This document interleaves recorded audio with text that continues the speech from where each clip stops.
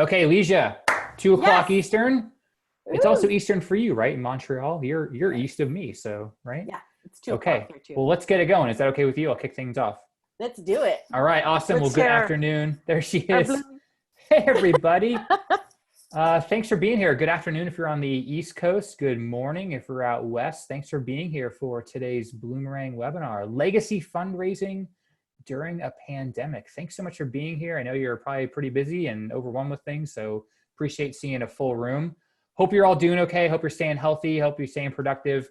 I'm Steven over at Bloomerang, and I'll be moderating today's discussion. So just a couple of housekeeping items before we get going.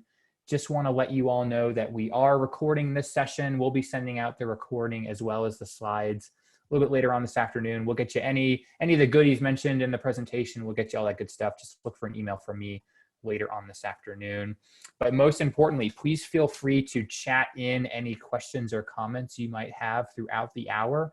We're going to try to save some time at the end for Q&A. So don't be shy. Don't sit on your hands. We'd love for these to be interactive. You can send us a tweet. I'll keep an eye on the Twitter feed. We got a chat box here, Q&A box. Just send us your questions. We'll find them. We'll try to answer them before 3 o'clock Eastern hour. And if this is your first Bloomerang webinar, just want to say an extra special welcome to all of you folks. We do these webinars quite often. Normally they're once a week, but we've been doing one a day over the last few months or so. A few weeks or so. And besides just webinars, what we are most known for is our donor management software. So if you are interested in that or you want to learn more about us, check out our website. You can go watch some videos. You can get a video tour of the software. That's what Bloomerang is. I just say that for context in case you've never heard of us. But we love doing these webinars. One of my favorite things we do, actually. And I always am happy to have my buddy Ligia here from beautiful Montreal. How's it going? Are you doing okay? You're awesome. Thanks for doing this for us. Oh, it's How's it my going? pleasure. I'm a legacy geek, so I love talking about this Well, I all mean, the time. you said it. You're on my very short list of go-to people when it comes to legacy plan giving bequests, because you do it. You're the global legacy manager over at Greenpeace. So, folks, this is someone who does this for a living. This is someone who knows her stuff for sure. She is often on the road, traveling internationally. Not just helping out clients, but speaking, going to conferences, doing webinars. She's awesome. She's one of my favorite people. And by the way, this was her idea. She approached us because she wants to help you folks. And I couldn't wait to put her on the schedule because this is one of the top questions I've been getting, Ligia, over the past few weeks is, should we start doing this? Is it appropriate? Should we stop it? What should we do? And you're going to answer all those questions. So I'm going to pipe down because no one wants to hear from me. I'll let you share your screen because you got some awesome information for us.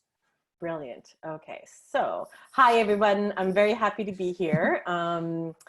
So I just want to say first, I do have a bit of an asthma issue. So I sometimes have to cough. So I will try to mute myself very quickly when I see a cough coming so that you don't have to hear me hacking. So I do apologize for that, but that is life with chronic asthma. All right, so we're talking about legacies, plan giving, gifts and wills, bequests, whatever terminology you want to use. So we're talking about what to do with your plan giving program during this pandemic. Oops, here we go. So what are we going to talk about today? So we're going to look at what to avoid doing. There are a few things you should avoid doing, but everything else I'll be talking about also what you can do. Some general observations of what's happening around the globe right now and some tactics that you can implement today. And let me tell you, these tactics do not require any money. And if it does, it's very minimal. So hang with me. So this is me. You're getting these slides, so I'm not going to read this to you.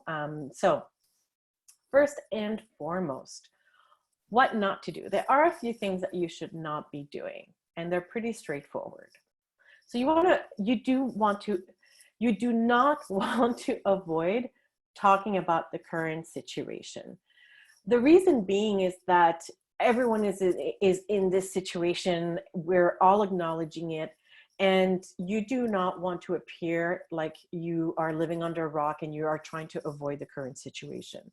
So acknowledging it and understand, being very honest about how your organization is coping and handling it will make your donors feel more connected to you. And I will come back to you on this a little later on, and I'll go into greater details about this. Another thing you do not want to do is stop promoting legacies. Don't do that. If anything, you need to continue promoting that. And I'll tell you why in a minute or two.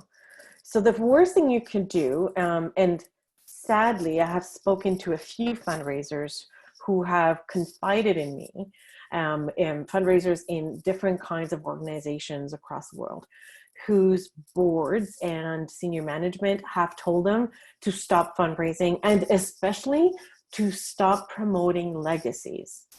And that is a very big mistake.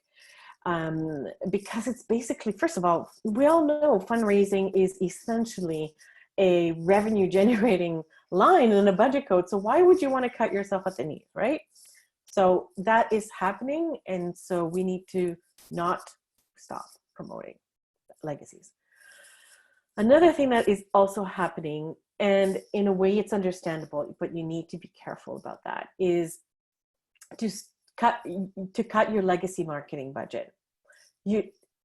Please make sure that senior management does not cut your legacy marketing.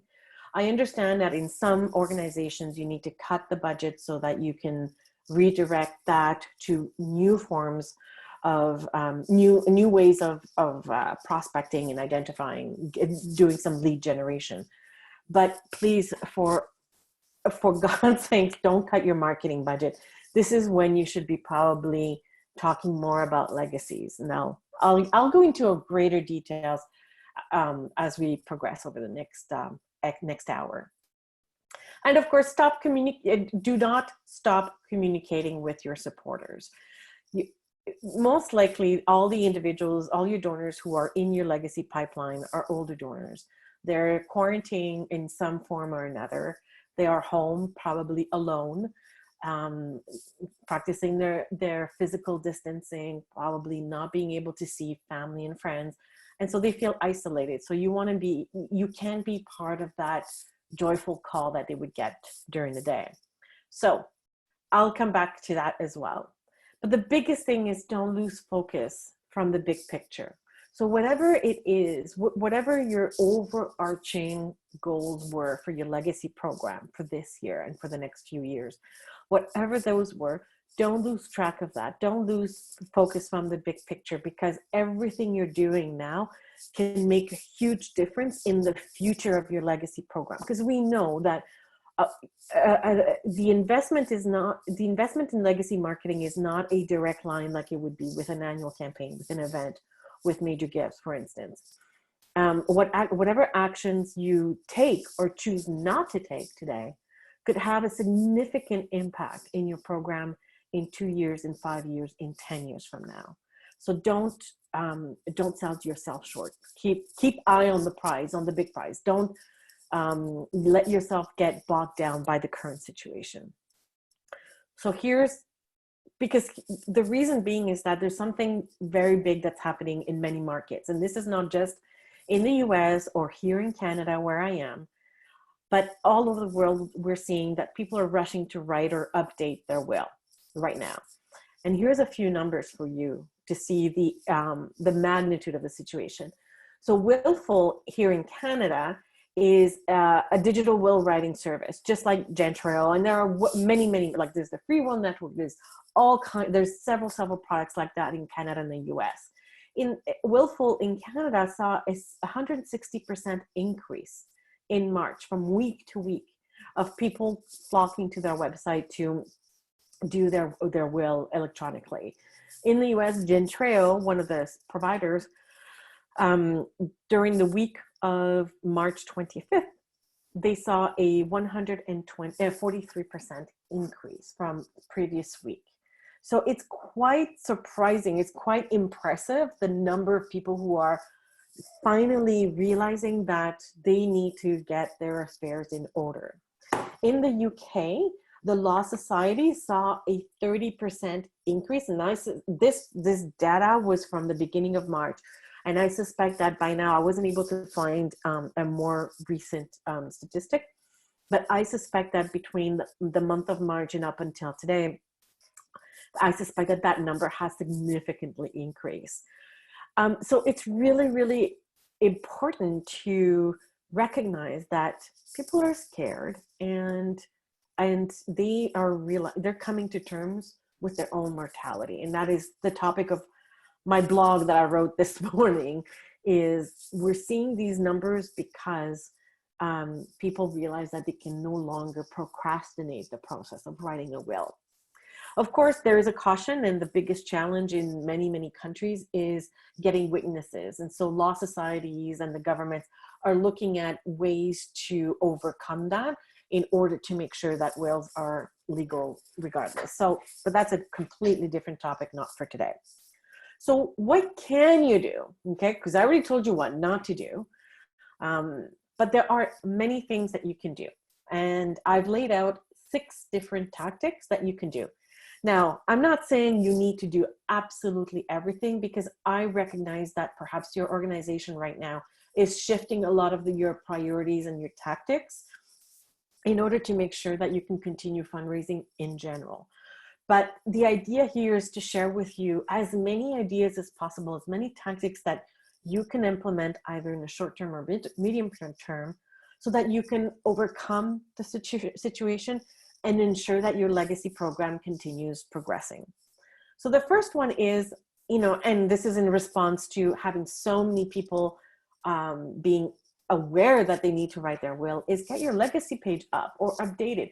If you do not currently have a page dedicated to gifts and wills on your website, get it up there. If you have one, take some time to review it, update it, refresh it, make it accessible, make it easier to find. Basically, your donor, if they want to write a will and they're like at that point where they're ready to sign now, you need to make it so that they can get to that page within 2 or 3 clicks, no more than that. If it's more than that, they give up, they move on, they forget about you, and they go get another. They go to their next charity. So make it very, very easy for them to find you. So, so they will be looking for information so that they can write or update their will. So what you can do is make sure that your web copy is inspiring. It makes them feel safe. It's not about the fiscal advantages and all of that. That's something that you shouldn't even have on your website in the first place. That is not what gets to your donor's heart. What goes to your donor's heart is inspiring stories, testimonials from other legacy pledgers that have already left a gift in the will to you.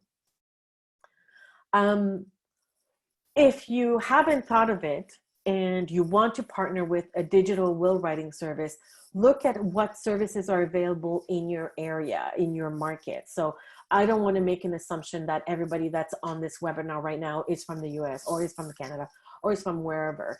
So, but look at what options are available for you and what is the best option, in terms of the cost and the functionalities and so on, and consider you offering that service to your donors. It's all about providing value for your donors so that you can make it easier for them. Your website could also provide a sample bequest language where, different options. Keep it very, very super simple, right? You don't want it to be a 3-page document with, well, if you want to do this, do that. If you want to do that, no. Keep it very simple. Pecuniary, residual gift. This is the sample language. Make your complete corporate information very clear, your mailing address, etc. And always provide the name of a person, not a hello, not a plan giving at organization ABC. No. Make it personal. Ligia at, an email address, so that they know that if they have any questions, they have a person. What's very, very important when it comes to plan giving is that donors, especially the baby boomer generation, they need to feel like they're talking to a person. And so these blanket emails, info ad or those kinds, they kill your plan giving program. Okay. So make it personal. Give it your personal email or your personal cell phone number or whatever the case may be.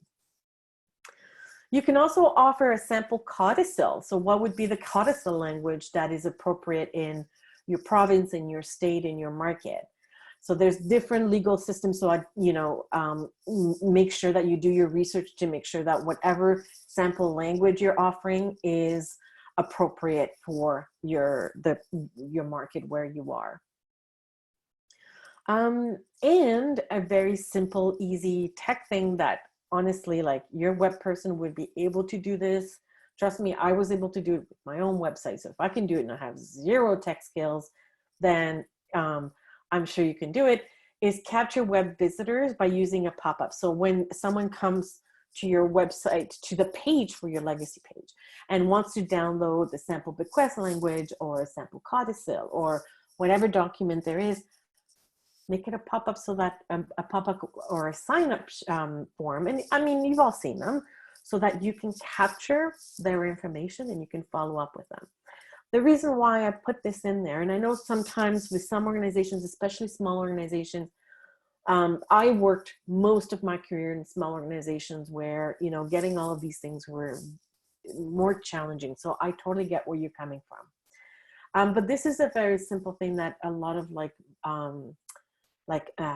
email marketing platforms can offer that very simply. But the reason why it's important to capture this information is what we've seen globally.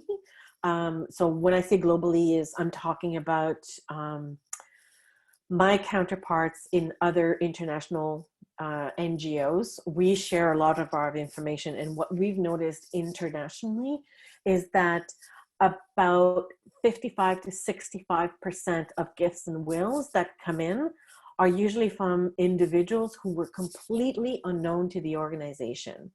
And when I've shared this statistic in webinars or in conferences, I'm astounded that even local organizations, small or medium-sized organizations, also have actually, I've even heard as far as 75% of bequests come in from people who were not known to the organization. And we're talking about a local organization. So the reason why it's important to capture this information, this pop-up, is because it allows you at least to follow up with your donor. All right. So Stephen, maybe I should stop and check if there's any questions coming up to see if I should answer. Yeah, we got one question coming from a fundraiser. Jason. I know Jason. Yeah. What do you think about that? Someone who complains that you were marketing these things, maybe it went right to the head of the organization. Should you let one piece of feedback totally stop you? I mean, it seems like not everyone would feel that way, even if you do get some complaints. Yeah, you know, odds are is that they would have probably complained whether you're in a pandemic or not, right? Right. Because you will get those kinds of complaints even when there is no crisis happening, okay? So, you know, would you change your entire strategy over one person? No, but one person means, to me, I see one complaint as someone who cared so much for your organization that they were willing to go back and write to you and say that they were dissatisfied or unhappy with what you did. So I see that as an opportunity more than anything else for you to engage with them and have a one-on-one conversation and say, well, I'm really sorry you felt that way. It wasn't intended in any negative way. However, we've seen that a lot of people find this information incredibly important because a lot of people are writing their wills right now. And so we want to make it easier for you. So when you frame it that way, then usually the issue goes away. I'll give you an example. There was, you know, I was talking to my colleague at Greenpeace Germany, and she was saying that they did a mail out as well. They had it planned well before the pandemic hit, and they decided to go ahead. They modified a little bit the language, and out of everybody, only one person, and I think it sent out to a little over 2,000 people, and only one person kind of complained, and but complained in a way that they also turned around and said, but I also understand that that's just my personal opinion and other people might find value. So, you know, there you go. Nice. We don't have a legacy gift page brochure. Do you have content that I can look at to get started? So Cheryl, at the end of the webinar, you'll have my contact information. You can fire off an email to me and you and I can talk and I can share some resources. So Marianne is asking, hi Marianne, I know her as well. Pop-up mandatory for them to give their name and contact info before they can download or not? Well, if they would have to complete a pop-up, they would have to give at least their email and name. And so, yeah, you can. I mean, you could do a test to see, is it, you know, are you getting drop-offs or not?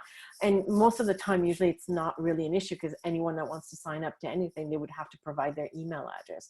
Even if they just give their email address, at least it allows you, it gives you a little something that you can say, hey, we saw you downloaded this. Do you have any questions? It's just, you know, good customer service. Chelsea, can we talk a little bit more about pop-up options for a website or a plan giving landing page? That's why I did it here. I should not have the how of plan. Oh, wow. Everything's moving really fast. And I don't, Stephen, are people seeing these Q&As? Do I have to read them back? Okay, good. Okay. So, because sometimes they don't. So, you know, you have to read them. Pop-up options for website on your plan giving landing page. As a follow-up, did I hear you say you should not have the how of plan giving shared in details on your website? So, okay. Your legacy page could have some information on how. What I was referring to is don't make all your legacy copy be about the fiscal advantages to the estate of leaving a gift in a will.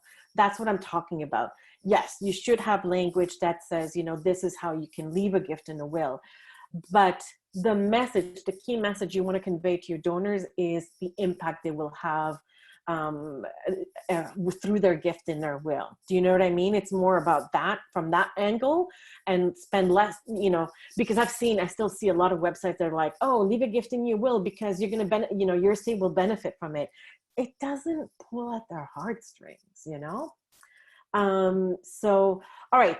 So, I'm going to continue because I'm mindful of the time, but, keep the questions in there and I'll come back and I'll try to get back to the questions I can't, that I can't get to it. But really quickly, should the sample codicil be prepared by an attorney? You can get samples online and then you should have it double checked by a lawyer so that you can make sure that it's compliant. So you don't want to find yourself giving wrong information to your donors. All right, so I'm going to continue to the next stage because we still have 5 more to go. And then come back to the questions that I did get to answer. So hang in there. All right, so the next one, replace your in-person for virtual. So I know many of you have probably had a bunch of, you know, one-on-one meetings scheduled. You have probably had events planned, legacy events, you know, notary or attorney events planned, and now suddenly, boom, no can do. So, and I know like some of this stuff you're going to go, well, duh, of course, but take them virtual. And I think now, I mean, we've at Greenpeace, we've been using Zoom for a couple of years, and before that we're using another platform. So we're used to it, but I recognize that for a lot of organizations, the last month or so has been a huge adjustment to learn Zoom and get used to that. And a lot of people playing with the virtual backgrounds and everything. But this is an easy tool. And the great thing is that, you know, your donors don't even need to download the app. They can just go straight online, right? So you can make it really easy for them in that way. So invite your pledgers, invite your donors in your pipeline to take part in the virtual events, either with your CEO or ED, whatever, you know, the case may be, with your program staff, or even with you, or if you were planning to have, you know, a will writing seminar, you know, talk to the attorney or the notary to see if they would be willing to do it virtually in that way. record every event and then share it in an email, or give it as a special, preview, for instance. You can even do Facebook Lives. Facebook Live events are really super simple. And Facebook is probably the best place you could do it. And it's easy because we know that the growing demographic on Facebook are people over the age of 55. So odds are most of the people in your pipeline would already be on Facebook. So scheduling a Facebook Live and inviting them to go in it, they're already on Facebook, then they already know the technology, so it's pretty easy peasy, right? So, use tools that you'll know will make it easier. And the messaging should always focus on the collective well-being, providing value for to the cause. So, providing them like ideas of how they can continue coping with the situation. So for instance, I'll give you a very simple example.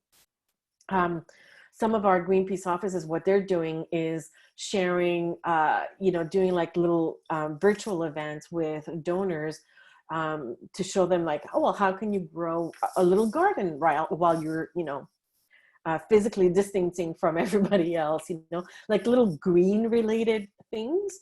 That mail out that I was telling you about that my colleague in Germany sent out. Well, in that mail out, she sent out seeds for plants and said, well, you know what? While we're all stuck at home, what a great way to plant these little seeds and see something blossom while you're physically distancing. So things like that. So, this is a great opportunity to bring value to your donors in a different way. And another idea that I failed to add on this, which is I thought was, make it light and fun to connect, and even more personal, especially if they get to see you at home, right? Now they get to see you in a different way. And we always try to separate the personal from the professional with our donors. But in this current, the rule book has a little change now with, this stay at home situation. And so I think donors will most likely connect even more with you now, because they'll be able to see you in your natural environment and you'll see them in their natural environment. So I think there's a lot of pluses to this in a way. And then also one last idea that I didn't put on here that we brainstormed with a bunch of fundraisers was, for donors who don't, something that's come up in this time of, working from home is the realization that there are some areas, in our communities where they don't have access to high-speed internet, where, internet is lacking, or, they're in a rural area, they probably don't have a computer, or they're not tech savvy enough, and it's a little bit too difficult for them to do all this virtual stuff. Well, if you were planning, let's say, a virtual event, and you hold it and you record it, everyone is recording these things. Or if you were planning to have, let's say, an attorney event, like a will writing event, you could always record them ahead of time, burn them on a DVD. Remember those DVDs? Remember that machine? Like, you can, record them on a DVD and mail them out to those donors who don't have access to the internet, who are not comfortable enough with their tech. This is all about thinking very creatively and going back to like our old way of working when we would mail out the DVDs. Go back to what Netflix looked like at the beginning, which was never a streaming service. It was a mail order DVD rental place. So go back to that, to go back to the roots of how things were late 90s, early 2000s. All right, next idea. Idea number 3, ramp up your stewardship. Of course, this is the perfect time to build those relationships and to get really, really personal with your donors, regardless of where they are in their pipeline, whether they are pledgers or inquirers or intenders or considerers. It's a good time to connect with them. So show a lot of empathy. Right now, it's no fun. It kind of sucks to be stuck at home. So what can we do? Share, commiserate, or come up with ideas to make the best of it, right? And keep your donors informed of how you are figuring out how to deliver your programs. And your donors are curious. I've had donors ask like, well, so how are, food banks delivering their programs? How are they adapting for this? How are you all adapting? We've had donors ask us at Greenpeace, well, you usually do a lot of physical stuff outside these actions and so on. So what are you doing? And a lot of the biggest concern was, well, what's happening with our ships? We have 3 ships that are in different parts of the world. What's happening to them? And so it's been really, really interesting to share that with your donors. Your donors are interested. Excuse me, I'm going to have a little bit of water. Pardon me. So, ramping up your stewardship, whether it's through handwritten cards or digital cards, if that is easier for you, just checking in, calling and just saying, we just want to check in to see how you're doing. Let's not forget that a lot of our donors in our pipeline, especially our pledgers, they're, like I said before, they're at home and they probably are not being visited like, they're not being visited like they normally are, or they're not hearing from, they don't have their social network in front of them all the time. And so getting that phone call could be, can make a really, really huge difference. So this is what we can be doing right now. And I suspect you're probably already doing that. So let me pop into the Q&A and see. Okay, so Jeanette is asking to go more into the website. So how about we pin that and I'll come back to it at the end. How's that? Okay. So that we can cover the other topics, the other things we could do, and I'll come back to your question, Jeanette. So next, follow up on pledge commitments. So you have people who have said that they are pledging a gift in their will to your organization. So get them to confirm their gift. Okay. So I know that oftentimes when a donor says, yes, I've put you in our will, we take that at face value. But there's often a lot of information that we don't know, and we make assumptions, right? We don't know if it's a residual gift, if it's a pecuniary gift, if it's designated or not. We don't know how or if they want to be recognized. Sometimes they'll give you that information, sometimes they will not. So I'm a huge fan of a gift commitment form or gift announcement form. I don't like to use commitment actually because, we know that wills can be changed at any time. So a commitment does not necessarily mean a commitment forever.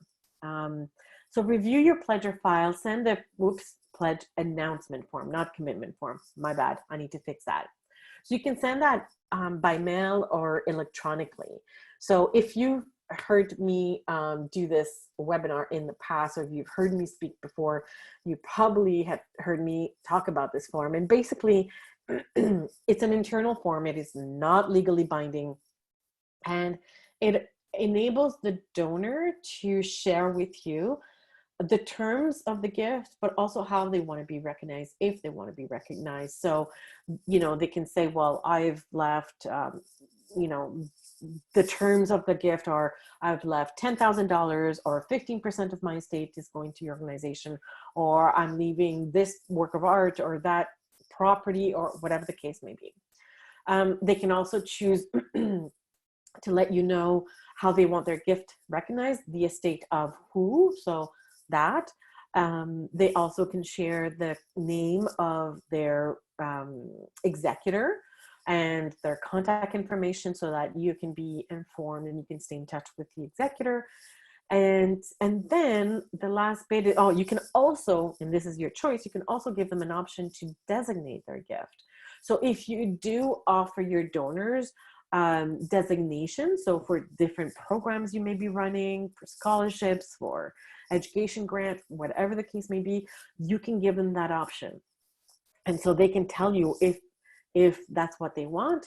If you give them the opportunity to endow their gift, either all of it or part of it. You can put wording there about the kinds of endowment and what the terms are and so on. And then lastly, which is the part that I like the most, and is perhaps to me the most important section of the document, is a message to future generations. It's kind of a bit of a testimonial, but it's a message that they would be conveying to the next generation that will be benefiting from the gift. And I think that's the most beautiful bit. And so that's a document that you could have as well, either on your website or something that you would give in at this stage. So why am I saying this? Well, this form, you can either send it to them by mail and invite them to complete it, or when you do your phone calls, your stewardship calls, you could say, well, listen, would you be willing to answer these questions for us that will help us be able to better manage your gift when it comes in? And so you can take the time to complete it together if you don't think that they'll answer it and send it back to you by mail. So yeah, or if you already are doing something like that, if you have already sent it, then you can then follow up with them. And so that's another reason to steward your donors. All right, so let me quickly stop to see what Q&As have come in to see. Anonymous is asking, I have donors in my portfolio that I have not yet met. What approach should I use when calling to check in? Just saying, well, hey, I'm calling to introduce myself. And, unfortunately, we have not had an opportunity to talk before, but I'm working from home and I thought this would be a great opportunity to check in and see how you're doing. That's it.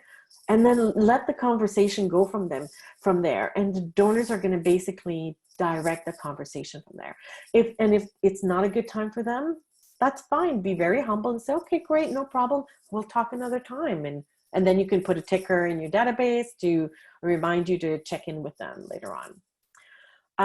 Do I have an example of a gift announcement form? Well, of course I do. So at the end of the webinar, you'll have my email. You can flip me an email and I'll be happy to send it to you. Could sending the pledge form be offensive during this crisis? Let's not forget that this form would be sent to those who have already committed, who have notified you that that you were in their will. So it's not like you're trying to get a gift, you're just confirming it. So so basically they technically shouldn't be, like, as far as I would think, that they wouldn't necessarily get offended because they already had told you that you were in their will. So you're just basically following up with them and saying, well, would you like to give us more information so that we can better steward you, we can better serve you in the future? So you have to feel it out.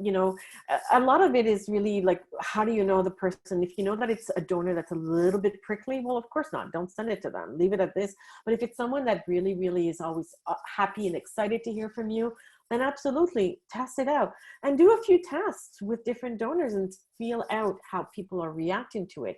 And if the answer is ixnay, that's not going to work, then don't. It's okay. Can you please say more about the message to a future generation? It's something we're committing to get to their loved ones. So no, it's more about so let's say you're an organization that works in social services. So what would be what is it that the donor wants to convey to the beneficiaries of your program? Okay, so it's from that angle, that message. It's kind of a testimonial to the next generation who will be benefiting from the gifts in the will. So I hope that makes more sense.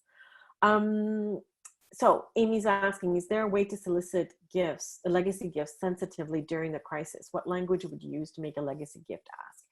So right now, making an actual ask would require you knowing more information about the donor and where they are in their thought process. So let's say someone, and I think I was coming to that, I think that's my next slide, if memory serves me right. It's basically, it's about if someone had inquired and had requested information and you had sent to them the information, then it is okay for you to follow up and say, well, are you at that stage? Did you have any questions? And is this something that you're ready to do now at this moment? So it's a different type of ask. It's a much softer ask than you would do under normal circumstances, because you, again, you know, I think I mentioned this at the beginning of the hour, you do not want to sound like you're an ambulance chaser, basically. So you have to word your ask very delicately in that way. I hope that makes sense. What if hi Natalia, nice to have you here. What if donors will ask advice to their notary and they have to fill a pledge commitment form? My experience shows that notaries don't advise to fill a pledge commitment. It's quite possible. You know, in the pledge commitment form, what's really important, and in my template, it clearly indicates it, you know, one of the big things at the top of the form, and I think, and if you develop one from scratch, or if you want to use the template that I have, it's very important to highlight that this is not a legally binding document. It's basically a tool to help us better serve the donor. And so it's not a, you know, we also, and you can even add a sentence that says, we recognize that you might change your will from the moment that you complete this form to, you know, the future. So recognizing the limitations, you can make sure that it's written in your document that you recognize the limitations, and that it is not, you know, you are not holding the donor to count for this. So I think this could be good enough, and you can convey that on your conversation with them. So it should be okay. All right, moving on, and next part. So report on impact. This is a great time. So through your stewardship calls, reporting on impact and thanking your donors for their contribution, whether they are, you know, for their pledge, and especially if they also continue being an annual donor to your organization. So if you don't already have a donor impact report, well, what a great opportunity to do it now. So things like, so when I was, before I started working at Greenpeace, I worked at a very small local organization. I was the only fundraiser on staff, and we created a donor impact report in, I think it took me about 2 weeks to get it all done, on Word template. You know, they've got these great templates, low budget. My biggest expense was the stamp and the printing and the stamping. But you can do it electronically, especially if you have your donor's email address. Hopefully you do. But if you don't, you can still print it out. I think in most places, that service is still available. So doing something like that with a very strong message about legacies. I'm very happy that Natalia's here on the call, because I give to the organization where she is, and I received a couple of months ago their donor impact report, and it was so good, and it was so impactful, and so heartwarming. And although it didn't have a legacy message in there, it prompted me to want to leave a legacy to them. So it's coming. I need to update my will now. So you can send the donor impact report by mail, or electronically. You know, you have to look at, you know, your mail services if it's still possible right now, but there's always a way to do it. And then use that report as an engagement tool. It's all about engaging in conversations with your donors. So you can send it out and then follow up with them. Use that as your reason to reach out to them, right? Because I know sometimes you're looking at the phone and the phone feels like it weighs 300 tons, because you're like, well, what am I going to talk with them about this? Like, what in the world could I say to them that will be interesting enough to make a phone call? And so now having a donor impact report could be your nudge, basically. So yeah, so follow up by telephone. And lastly, keep your pipeline moving. So I think, and this is where it goes back to the question about making the ask. So this is not the time to let your inquirers, your considerers, your intenders, anybody in your pipeline, to forget, it's not the time to let them forget you. Okay. Because we know how hard it is to get them into that pipeline. If you stop talking to them, if you stop engaging with them, they will forget you. And another organization who is not stopping during the pandemic will pick them up. So don't leave them. It's hard enough to get them through the door in the first place. Keep them here. And especially that, seeing as everyone is home, your response rate will be through the roof. It'll bust any KPI you may have been trying to hit in the past. So jump on a call to ask them if they have questions, if you can provide value to them, if you can, provide them with additional information. Anybody you had tagged as an inquiry in your pipeline, ask them if they read the information. Do they need to have another copy of it? Can you answer any question they may have? Continue building that trust so that they can feel that they can really, they know exactly how the gift will be used and how the impact of their gift will change the life of those that you're trying to serve. If needs be, get a program person to jump on the call with you. This is a great time for your program people to also call the donors to say, thanks, this is what we're doing right now. Resend the documentation if needs be. People forget. I lose stuff all the time. If you see my desk, although I keep my office clean, but I have piles of paper where it's a mishmash of stuff. I'm sure I'm like anybody else, right? And so don't assume that your donors necessarily kept that brochure or that leaflet you sent them months ago or 2 weeks ago. So, and then offer them sample bequest and bequest language and codicil. This is like the cornerstone of your plan giving program. It's that sample language so that they know exactly what to do and how to do it. And then, the biggest thing is also I know I've mentioned this several times about providing value, but a will writing workbook.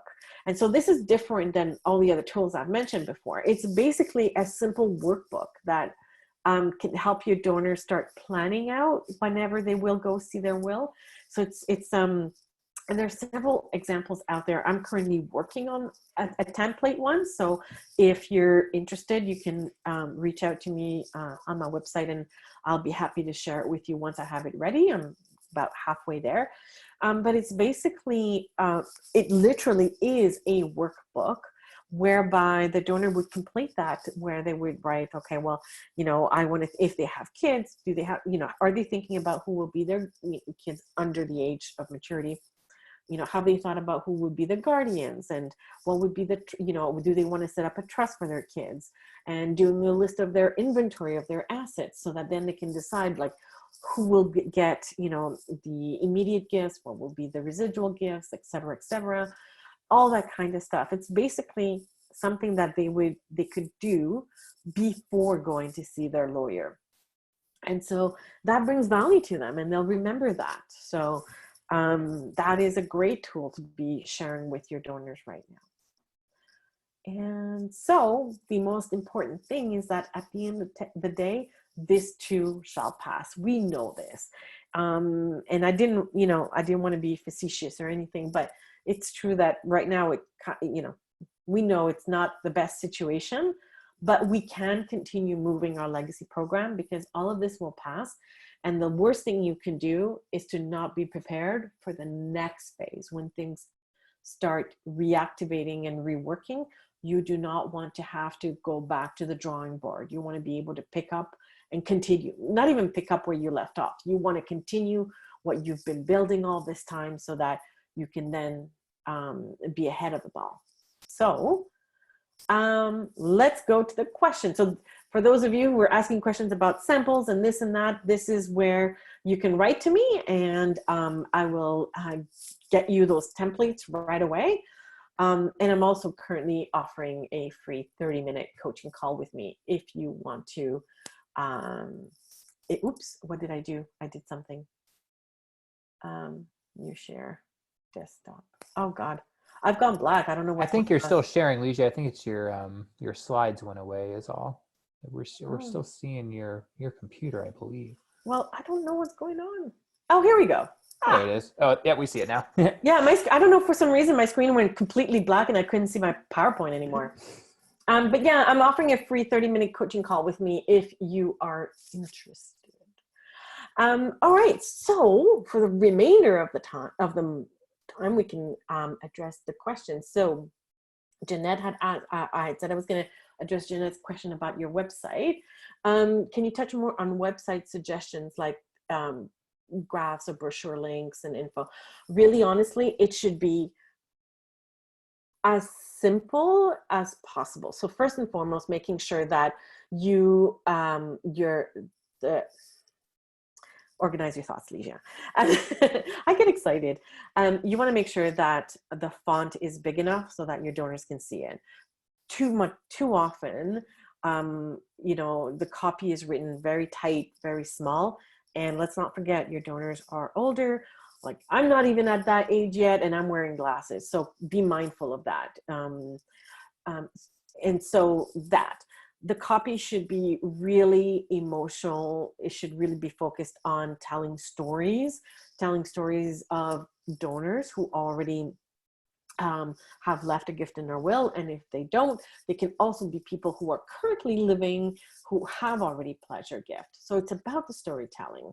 And then do provide links to, like I said in here, you know, the sample language, the sample bequest language, the sample codicil, that kind of stuff. But really, all of it should be about the impact that the gift will have on the beneficiaries of your organization. So, and there's honestly, if you do a quick scan of different organizations, so look at organizations that are similar or even completely different to you, and read their legacy page and see, you know, like honestly, like just picking bits and pieces of what others are doing, and then you can piece together something beautiful that is very relevant to your organization. Then you'll have a killer legacy page. Oh, maybe I shouldn't say that.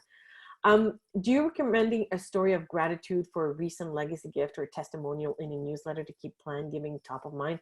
Absolutely. It should be a standard. You should always have real estate in any marketing material in order to always keep it top of mind.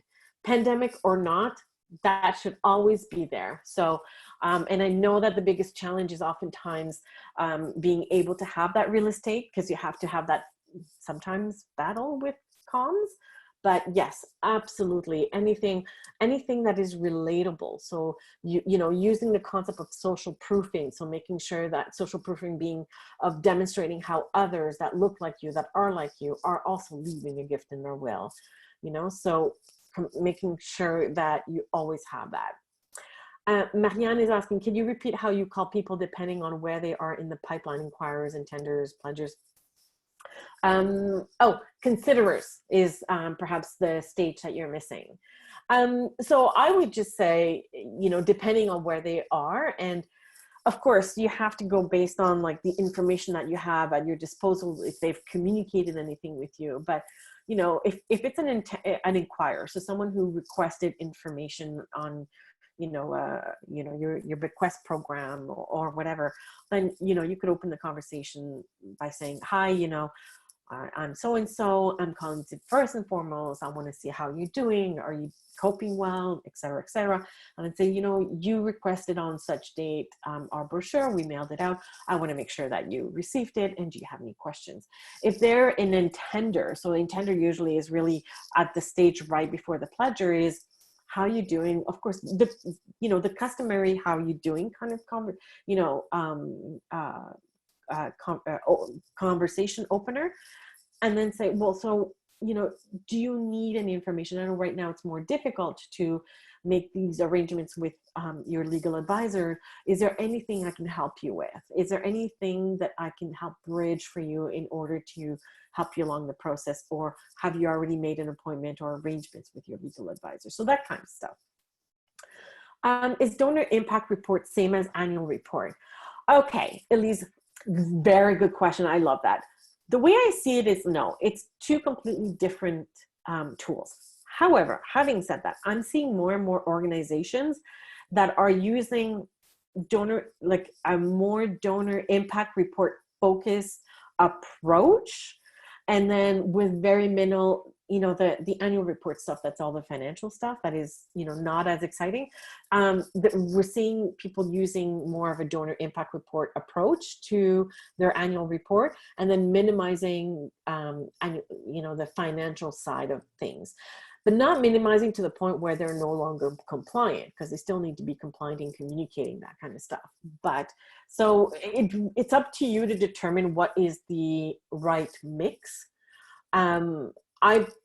I like the idea of separating the two and having something that is very, very heavy on the donor love, on the donor stewardship, and then the annual report having its own purpose in and of itself in order for you to remain compliant with federal or provincial or state regulations for your charitable status.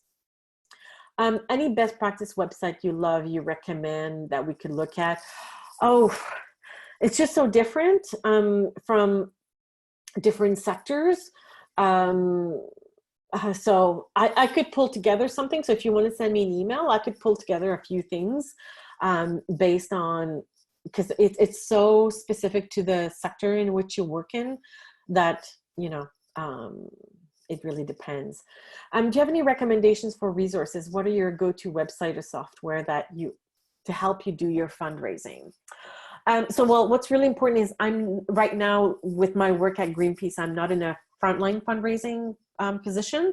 So I support all of our offices around the world who run legacy programs. So I'm more in the resource generating business, sort of. So I would say me, obviously. So maybe the best thing would be to say, like, the resources that I read and that I, reshare and things like that is obviously Bloomerang always has amazing resources. Honestly, I actually even put it in my newsletter this morning. I shared about all the free resources that Bloomerang has. So there you go. Donor Voice, so The Agitator, amazing resources, really like research-based, that kind of stuff. Anything that Jen Shang and Adrian Sargent generate is actually really fantastic. There's so much more, and I'm collating a lot of these things, and I need to add that on my website. So if you want to reach out to me, I'll be happy to give you, because I have them all like links saved, but I need to actually organize them in a more organized way. So this could be a good prompt for me to actually finally do it. So is this better to say plan giving or legacy giving? Janine, love it. I hate the word plan giving. I want this to be eradicated from our lexicon because it means absolutely nothing. Having said that, I've been using legacy because at Greenpeace, this is what we use because in other countries, so let me give you a little bit background. Plan giving is very organization centric, and it's really only used here in North America, in Canada and the US. In Canada, we're starting to move towards more legacy giving. Having recently been back in Australia, I am starting to use more gifts and wills and legacy. So legacy I continue using, but I'm starting to use more gifts and wills because gifts and will is very specific. Donors know what that means. It's a gift in a will, straightforward. Plan giving means absolutely nothing. So if you want your donors to know exactly what you're talking about, use gifts and wills. You can even use legacy to make it shorter or smoother. But I think we really need to kill the whole plan giving lexicon. Because plan giving refers to all of the other financial vehicles that you can use. And so, Russell James demonstrated that in a study that basically donors don't understand what plan giving is. So why do we keep using that? The research tells us that donors are not getting it. And if they're not getting it, they're not going to give you a gift in your will. So I hope that answers that. Do you have any advice on best approach to reaching out to professional advisors at this time? They are going bananas. They are really super busy because, like I said, donors are reaching out to them. You definitely should have a good relationship with professional advisors because they are also a great resource to be a prompt. So when they do have a donor that wants to write a will, it'd be amazing if attorneys would also prompt their donors, or financial planners would also prompt their clients to say, well, have you thought of leaving a gift in a will? So I would say, you know, a great approach is to have, you know, share with them a leaflet or pamphlet or something about your organization, how you accept gifts and wills. And, you know, if you do also offer other financial vehicles, that you're open to engaging in a conversation so that they can also convey that information to their clients. But oftentimes that's also what Leave a Legacy does. And so, or the National Gift Planning Association. So, you know, you have to work in collaboration with them in order to have greater impact. In Canada, the Canadian Association of Gift Planners has a big connection with financial planners and the legal sector. So that helps alleviate that workload. All right, I think I've covered all the questions in the Q&A. I'm happy to stay on longer if people still have questions, but Steve, you're the captain of the ship, so you decide. Well, you've been so gracious with your time, so thank you for doing this and just giving away all that knowledge in your noggin. This was awesome. And I for what it's worth, Plan Giving, that never made any sense to me either. So I love it. Yeah. I'm trying to spread the word, or not spread the word, I guess. Call it something else. Jeez. This was awesome, Ligia. Thanks for doing this. Really appreciate you offering, first of all, not just doing it, but also approaching us to do it. So you're obviously an awesome person and a wealth of knowledge. Visit her website, bookmark it, globetrottingfundraiser.com. Follow her on Twitter too. Good Twitter follower. Follow also. I'm a big fan. We got some good webinars coming up. We actually had a quadruple header this week, so we're finishing it strong tomorrow with my buddy Jeff Jowdy. He's going to come on and talk about board chairs specifically. So what they should be doing right now. I love the topic. I love specific topics. I'm just kind of a geek like that. So maybe invite your board chair or your board members. I think it'll be a positive conversation. So be here tomorrow, 2 p.m. Eastern, same time, same place. Got some other webinars next week, next month. You can find them at our resources page. But thanks to all of you for being here. This was a fun session. I knew it would be, and I appreciate seeing a full room. So we will send you the slides and the recording here in just a little bit. You'll have them before dinner time. And if you don't have an orangutan in your life, a stuffed one, send me a message. I can get you hooked up. I can't guarantee a big one like that, but I do have a little inside track with a little stuffed one. So. And come back next month, because I think I'm oh yes, I forgot. I can't believe it. Ligia's coming back next month. We will invite all of you to that. I'm so sorry. I'm such a dum-dum for not mentioning that. How can I forget? All good. Yeah, it's going to be good stuff. You'll get the invites to that. We'll send you all that good stuff. Don't worry. But be on the lookout for that. We'll call it a day there. Have a good rest of your Wednesday. If you're watching a recording, I hope you're just having a good day no matter where you are or what day it is.